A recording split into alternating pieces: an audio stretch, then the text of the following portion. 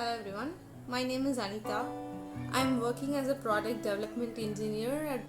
My job role is based on the Japanese translation, and also I work for the HQ team and also the India team, and I connect as a bridge. I coordinate between both the teams, and also my job role is based on the project management. So I attended this Japanese translation workshop conducted by Tanaka-san. It was conducted on May 20 and 21st. So the workshop was very useful. In the workshop, she explained about the types of translation, the business level mail communication, and also the translation errors from English to Japanese as well as Japanese to English.